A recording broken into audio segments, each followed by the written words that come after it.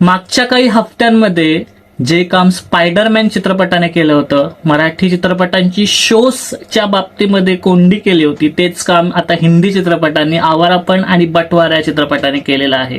म्हणजे अक्षरशः 25 शो ते 30 शोज एका चित्रपटाला, आवारापण या चित्रपटाला आहे, पण त्याच थिएटरमध्ये मराठी चित्रपटाला एक शो नाहीये काही थिएटरमध्ये. म्हणजे जो समर्थ चित्रपट आलाय, जो खूप चालतोय, शनिवार रविवार त्याचे शोज फिलिंग फास्ट गेले, तुम्ही बघू शकता. बहुतेक शो हाऊसफुलही गेले, पण त्या चित्रपटाला फक्त 102 शोज मिळालेले आहेत. आणि आवारापण आणि बटवाराला हवे तेवढे शोज आहेत. त्यावर आपण सविस्तर बोलूयाच. सध्या आपण 3 चित्रपटांचं कलेक्शन जाणून घेऊ. समर्थ, भूतम भयम आणि मामाच्या गोव्याला जाऊया या चित्रपटांचं. सो व्हिडिओ खूप इंटरेस्टिंग होणार आहे, तुम्ही संपूर्ण पाहिली आशा करतो. नक्की संपूर्ण पहा. आता व्हिडिओ टाकायला जमत नाही कारण माझी मम्मी ऍडमिट आहे हॉस्पिटलमध्ये, त्यामुळे तुम्ही सांभाळून घ्याल, त्यासाठी सॉरी.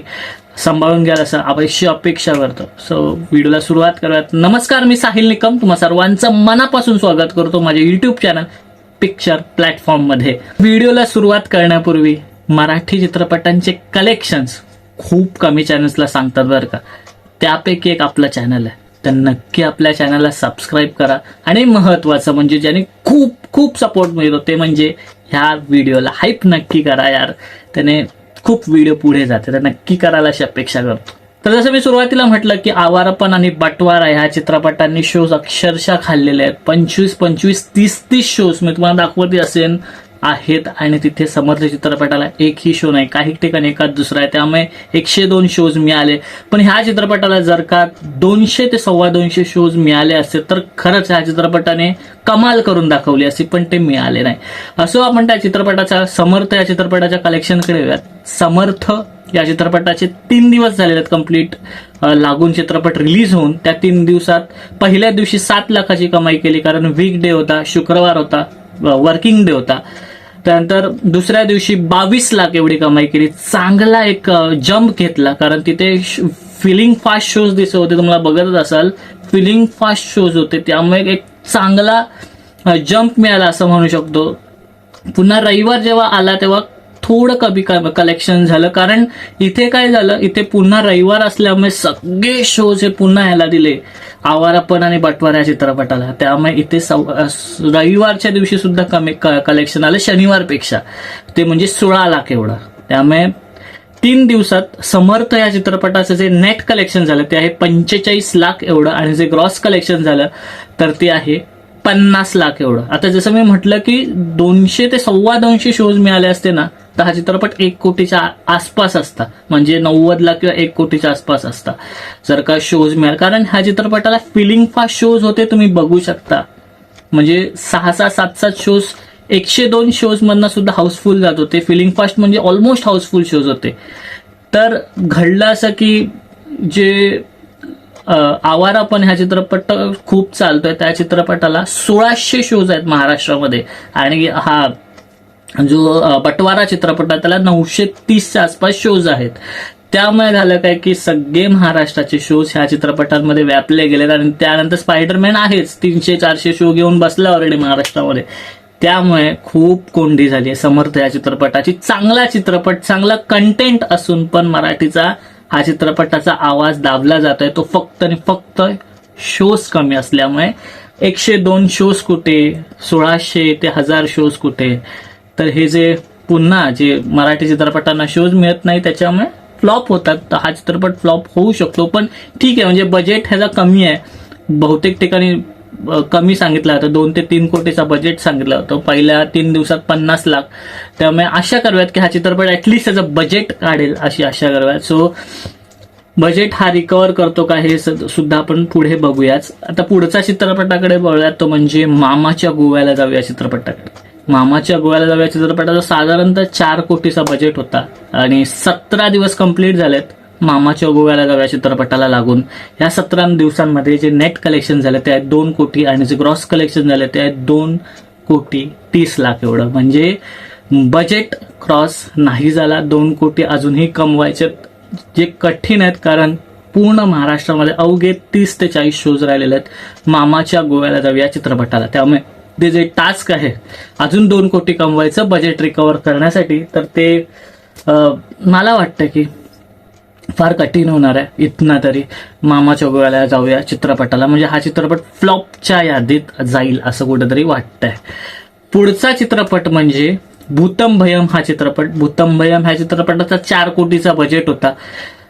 भूतम भयम ह्या चित्रपटाला लागून 24 दिवस कंप्लीट झाले. त्या 24 दिवसामध्ये जे नेट कलेक्शन झालंय भूतम भयम ह्या चित्रपटाचं, तर ते आहे 3,30,00,000 एवढं, आणि जे ग्रॉस कलेक्शन झालं ते आहे 3,70,00,000 एवढं.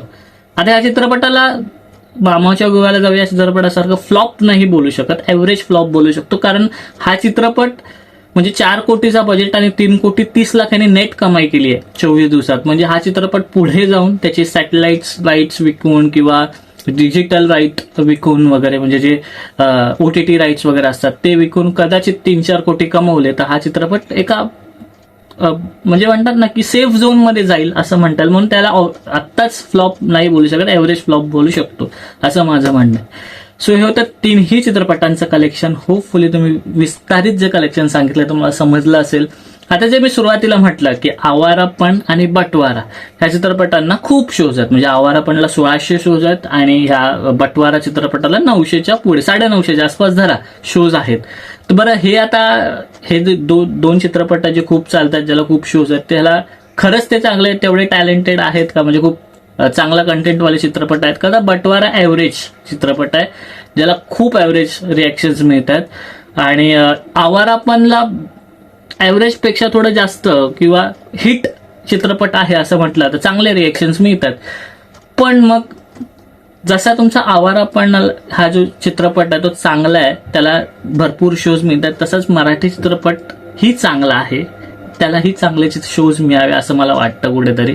आणि हे जे गणित आहे की 1600 आणि 100 102 हे कुठेतरी 1600 नाही म्हणता येणार, दोघांचे मिळून ऑलमोस्ट 3,000 बोला. सो 3,000चं जे गणित आहे आणि स्पायडरमॅनचे 400 ते कुठेतरी डिफरन्स हा कमी व्हायला पाहिजे. स्पेशली जेव्हा चित्रपट मराठी चित्रपट चांगला असेल, म्हणजे 200 शोज मिळालेस तर खरंच हा 200-250 शोज मिळालेस तर खरंच हा चित्रपट समर्थ हा चित्रपट आज जवळपास 1 कोटीच्या आसपास असं 3 दिवसामध्ये, म्हणजे तो कमीत कमी एका हफ्त्यात 1,30,00,000 वगैरे जमाले असते, पुढच्या हफ्त्यात 2 कोटी क्रॉस केले असेल त्यांनी बजेट रिकव्हर केला असता, म्हणजे पहिल्या 2 हफ्त्यातच. सो मला असं वाटतं की ते घडलं असतं पण शोज मिळाले असते, तर पण ते घडलं नाही, हे दुर्दैव मराठी चित्रपटांचं.